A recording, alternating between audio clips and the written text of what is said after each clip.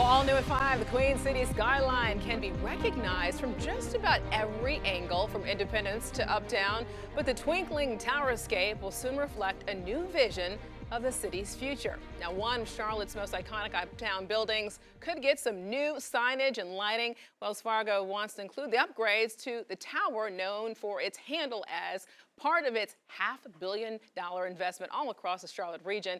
Queen City News Chief Business Correspondent Taylor Young joining us now near Uptown. Taylor, so this new addition is sparking quite the conversation about the new Charlotte skyline to come. Yeah, Alicia, it's another change to a skyline that's constantly evolving. I spoke with some Charlotte natives today who say while they embrace the change, they love to see their city grow, they barely recognize their city anymore. I'll be out of town, be like, what skyline is that? And I'm like, Charlotte. And they're like, no way. And I'm like, a long time ago. Before the days of skyscrapers and the shadows they cast over the Queen City, Charlotte native Leah White says her hometown was just that, a town. Even like the street that I grew up on, it was a one-road street.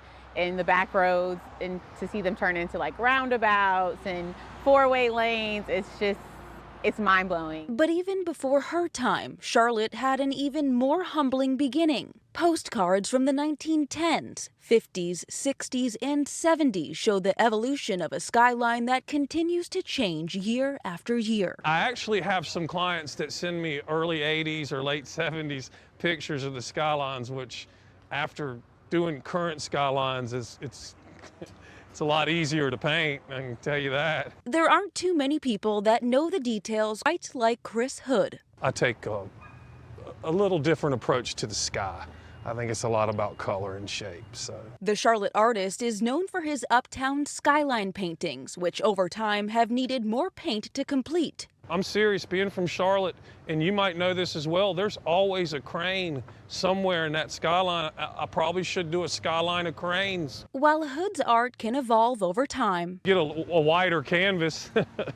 White's, on the other hand, is stuck back in 2016. And so we got matching tattoos of the Charlotte skyline. And it was funny because, like I said, we both moved. So when we moved back to the city, we were like, it's not really the same. Now, as for White's tattoo, she says that she has thought about covering it up, but instead, she says she plans on adding a date next to it. I think that's a good call. We're now reporting live near Uptown. Taylor Young, Queen City News.